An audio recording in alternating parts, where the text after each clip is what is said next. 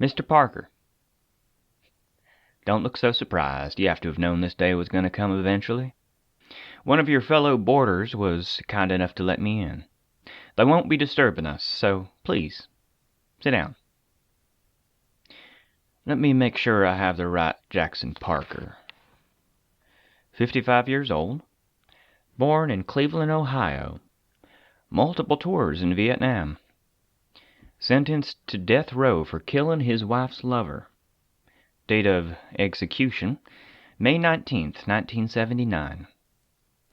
Now a professional waiter at one of New York City's finest bistros, and... Anyone ever tell you you look like Ernie Hudson? You know, the Black Ghostbuster. Maybe I'm just thinking of him because the sequel's coming out in a couple of weeks. Whatever. Forget it. One thing they don't have in your file is your unshakable faith. You believe, in a way that so few others do, that everything happens for a reason. I might feel the same way if I was one of the rare D-classes who have escaped termination.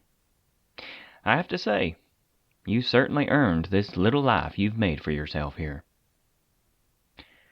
I saw the footage and the pictures from after the event. I don't know if you ever had it fully explained to you what happened there. We learned that the creature you decommissioned was responsive to the beliefs of its viewers. One of our guys must have got it into his head that the thing was going to kill everybody. And because he thought that, it did. Until it got to you, of course. I know your exit survey was a little while ago, so to refresh your memory, the way you phrased it had to do with falling back on your faith. You showed, in the face of this blood-drenched monstrosity, unwavering belief that you would make it out of there alive. And because you believed, it was true. Listen, I'm sorry about what happened to you. We used to be so callous. Hell, it was to the point of being stupid. There may, or may not, be a thing that'll kill you if you blink in the same room as it. So far as we can tell, this thing also shits all over the place. Almost every time we sent some guys in to clean up its mess, snap. Their life's over, just like that. Only just built a robot that can do the cleaning a couple of years ago.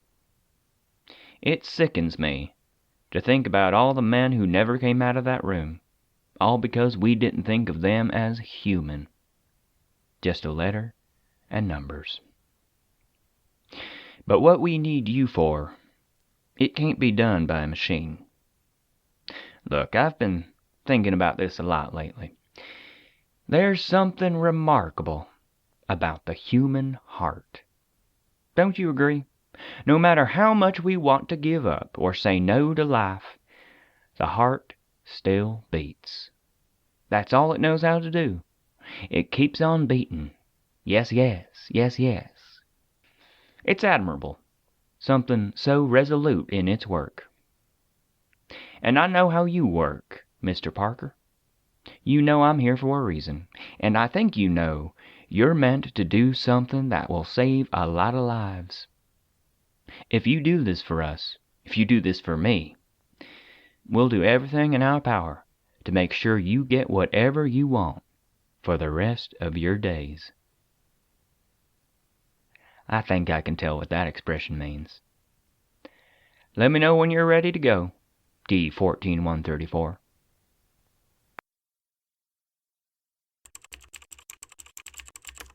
Warning. The SCP Foundation database is classified. Access by unauthorized personnel is strictly prohibited. Perpetrators will be tracked, located, and detained. Item Number SCP-1983. Object Class Cater. Presumed neutralized. Special Containment Procedures. Outpost 54 has been built on the land surrounding SCP-1983 and disguised as a chemical plant. The plant building serves as barracks for MTF Chi-13 choir boys. All entry points into Outpost 54 are to be guarded at all times. Personnel will review Document 1983-12, which details the cover story to be given to any civilians expressing curiosity. All MTF personnel must profess strong religious beliefs per Chi-13 protocols. All ammunition stocked must have a silver or silver-tipped projectile. A 24-hour watch is to be maintained on the front door of SCP-1983-1. Guards are to engage any instances of SCP-1983-2 on site. No personnel is to approach within 5 meters of SCP-1983-1 outside of scheduled testing protocol. Update. Following the event 1983-23, a stand-down of Outpost 54 has been authorized. A skeleton crew will remain to monitor SCP-1983 for any further activity. Arms intended for use against instances of SCP-1983-2 are to be maintained at Outpost 54 Armory. Description: SCP-1983-1 is a one-story farmhouse in Redacted County, Wyoming. It was abandoned in 1968 after a series of ritual murders allegedly performed by a satanic cult. Please see capture logs for SCP Redacted for further details. The front door of SCP-1983-1, when opened, appears to contain a spatial anomaly. Neither matter nor light has been observed to exit the doorway, save for instances of SCP-1983-2, though the anomaly is exothermic. SCP-1983-1 is accessible through other entrances, including windows, the back door, and entrances cut into the back of SCP-1983-1. However, the front room does not appear to exist inside of SCP-1983-1. Doors that should lead to the front room instead lead to other doors inside the building. Measurements of the inside and outside of SCP-1983-1 are inconsistent.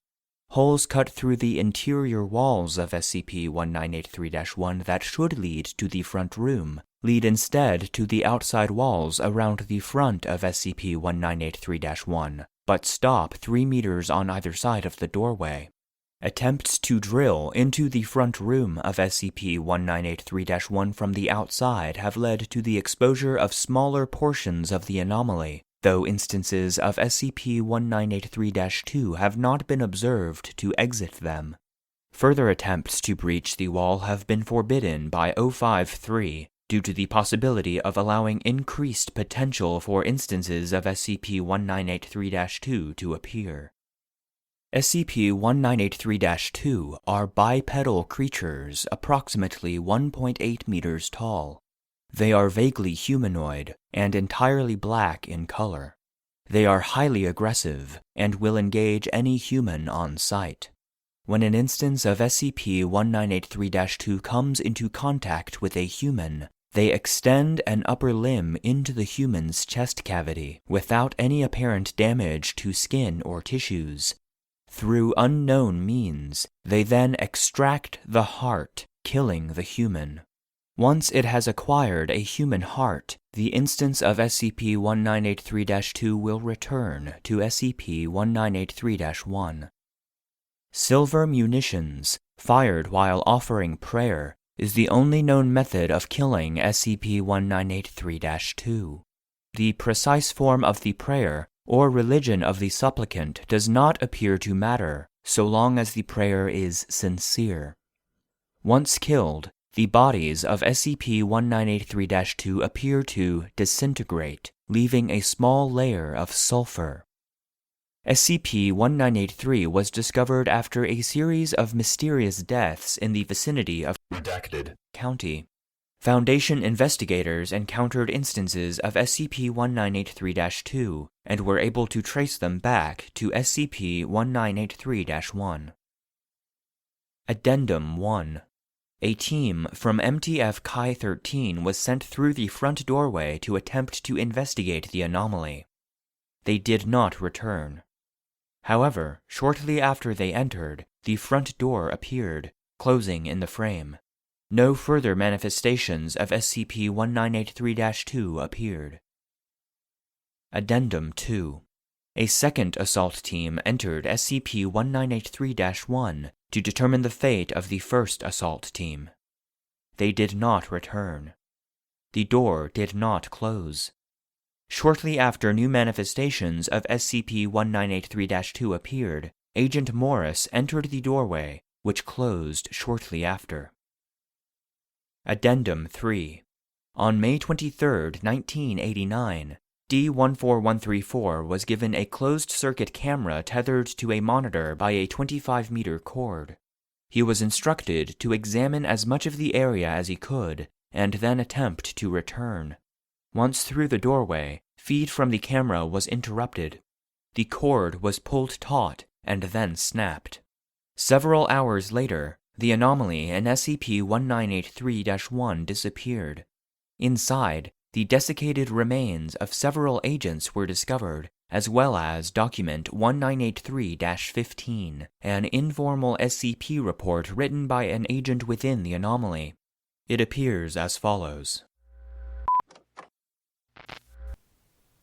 Item number. Pending. Object class. Keter. God help you. Special containment procedures. You're going to die, you poor dumb fuck. This isn't a threat. I'm Agent Barclay. I'm in the middle of this goddamn thing, and I'm telling you, if you're here, you're going to die. I'm probably already dead. So that's out of the way. Let's get to the containment procedures. There's really only one. Close the goddamn door. You aren't going to get back through there. You've probably already tried. But we know they can get out if they try hard enough. That's how we found this fucking place. Hopefully, you've already done that. I know we did, once we gave up on getting out through there. If you didn't, then you go straight back and get that door closed. That is your only priority right now. You're going to die anyway. Might as well do some good before you're gone. Description. So here's the story. Tell me if you've heard it before. The Foundation gets reports of trouble in bumfuck USA. Cattle and wildlife are dying mysteriously. Some people turn up missing. When a body shows up, autopsy finds the heart missing. Not cut out, not torn out. Just gone. Empty space in the middle of the chest. They find some sort of pitch-black things floating around. Some brain at the Foundation has seen something like them before, figures out how to kill them. Silver bullets, and pray to God as you fire. Literally. For some reason, that makes it work. Doesn't matter which God, but you damn well better mean it. I can't anymore. Not after seeing the nest. Anyway, Foundation figures out where it's all coming from. Some house in the middle of bumfuck. No one's lived there in years, not since. Yada yada, murder, cult, rituals, bullshit. The main thing is, these things keep appearing out of the front door. A team goes in, and they never come back out. But then again, neither do the monsters. A sane person would say, good enough, keep an eye on it, kill anything that moves. But this is the Foundation. You're a tough agent from Mobile Task Force, whatever the fuck. Maybe Sequera Nos, maybe choir boys like me. You go bust down the door and run inside, and that's it. You're fucked. The living room was bad enough. That's where they got O'Brien. They reached in, and suddenly he keeled over, and one of them took off with his heart and its claws, I guess. They're less distinct here. You probably noticed that. They're like shadows. Stay away from the light. I know that sounds stupid, but think about it.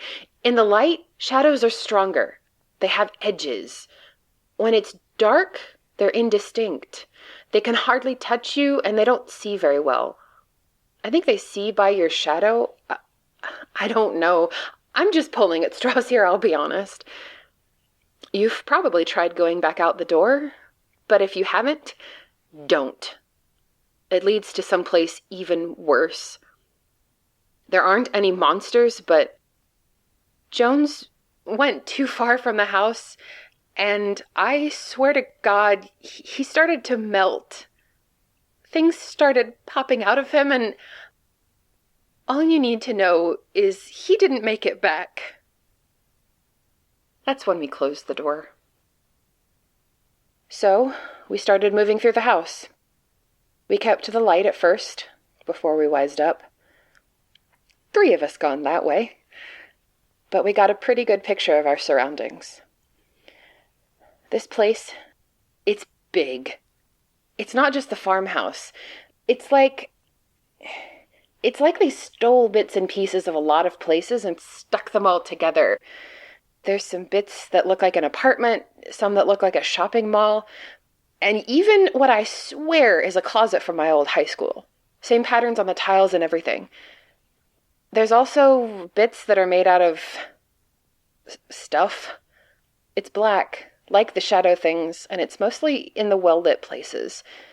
If the lights go out, you can stick your hand through. I don't recommend it. That's how we lost Torres. Something grabbed him, pulled him through.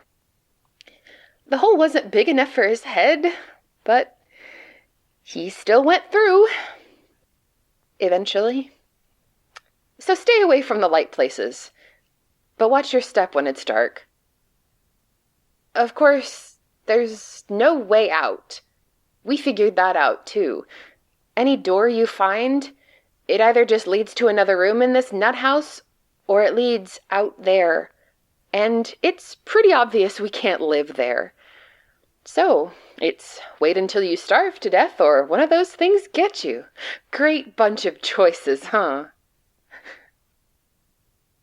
There's one thing you can do. I couldn't go through with it, but maybe you can. It won't help you live, I don't think, but I think it's important. I'm pretty sure someone's going to have to, or these things are going to get out eventually. This place is stolen from lots of places, so I'm thinking there have to be other doors. We've closed all the ones we found, but what if they get opened again? And the Foundation doesn't find them in time. Hell, they don't even know about closing the doors. I'm just hoping they figure out that if someone goes in, the things might stop getting out. And that's assuming everyone's smart enough to close the door after they come in. So, I think I figured out a way to stop these things. It's the nest. I only saw it once, for a few minutes. We followed one of the bastards after they got Denning's heart.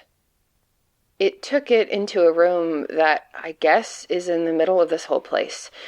It's all black stuff, and they've dragged in every kind of light they could find, I guess. Lamps, flashlights, candles, you name it. Some of them were carrying more in as we watched. Anyway, at the middle, there's a big pile of hearts. Just tossed in a heap and torn open, every one. They threw Denning's heart on the pile, and it started to beat, and then pulse, and then thrash around. Then it tore open, and one of those things pulled itself out. It shook itself, started to grow, and then went right to work. The gross thing is that, torn apart as they were, the hearts kept beating. I swear I felt a twinge in my own chest. There were shadows in the place. I don't mean the monsters. I mean real shadows of people. Only there was no one there to cast them. They were coming from the hearts. A new one appeared at the same time as the hatching monster and started trying to pull away, but it couldn't. That was when I ran. I couldn't take it, you understand? I wasn't trained for this kind of shit. I heard the others behind me. I don't know if they were trying to stop me, or if the bastards had spotted us, but we got separated. I found a nice, dark closet, and I've been hiding in here ever since. I've been writing by penlight. I turn it off whenever I hear one of them getting close. It's worked, so far. I can't go any further. I've got a few shots left in my gun, but I can't pray anymore. Not, and mean it. Not after I saw the nest. But you, if you found this, you've got to be an agent too. Maybe you're stronger than I was. If you can, go in and destroy the nest. Destroy every last heart. If you do, maybe it'll kill them. It's the only thing I can think of. You'll probably die doing it, but you're dead anyway. So what's it matter to you how it happens? Me? I'm going to try and get this report back to the living room, which is where I hope you found it. Then, I'm going to make sure they can't use my heart to make another one of those things. Good luck. Morituri te salutant. SCP-1983 is presumed to have been neutralized by D-14134, who was posthumously awarded the Foundation Star, one of only 2 awarded to Class D personnel. Due to information contained in Document 1983-15, it is believed that the anomaly was not localized as previously believed, and renewed resources have gone into attempting to locate similar incidents.